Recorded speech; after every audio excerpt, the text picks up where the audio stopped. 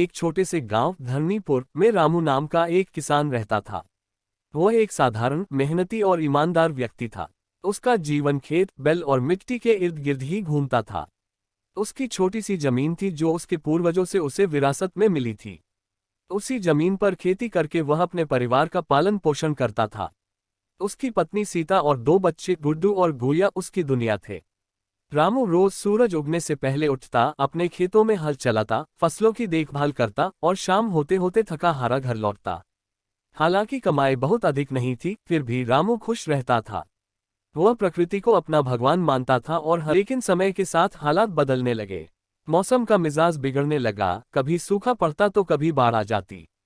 एक साल रामू ने धान की अच्छी फसल बोई थी, लेकिन बारिश समय से नहीं हुई और सारा खेत सूख गया। लेकिन रामू ने हार नहीं मानी। रामू ने अगली बार नई तकनीकों से खेती करने की सोची।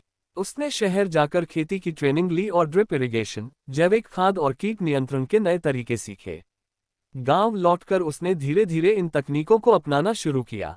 उसकी मेहनत रंग लाए। उसकी फसलें अब पहले से बेहतर होने लगीं। रामू ने अपनी फसलें स्थानीय मंडी के अलावा शहर में भी बेचना शुरू किया। उसने मोबाइल से व्यापार करना सीखा, व्हाट्सएप ग्रुप बनाए और सीधे ग्राहकों तक ताज़ा सब्जियां पहुंचाने लगा। धीरे धीरे उसकी आमदनी बढ़ने लगी। उसने एक छोटी सी ट्रॉली खरीदी जिससे वह अपनी उपज खुद बाजार तक ले जा सके। लेकिन रामू सिर्फ अपने लिए नहीं सोचता था। उसने गांव के दूसरे किसानों को भी अपनी सीखी हुई बातें सिखाना शुरू किया। उसने गांव में एक किसान समूह बनाया जिसमें सब मिलकर खेती की योजना बनाते, एक दूसरे की मदद करते और नई चीजें सीखते। धीरे धीरे पूरे गांव की खेती में सुधार होने लगा। रामू के प्रयासों को सरकार ने भी सराहा।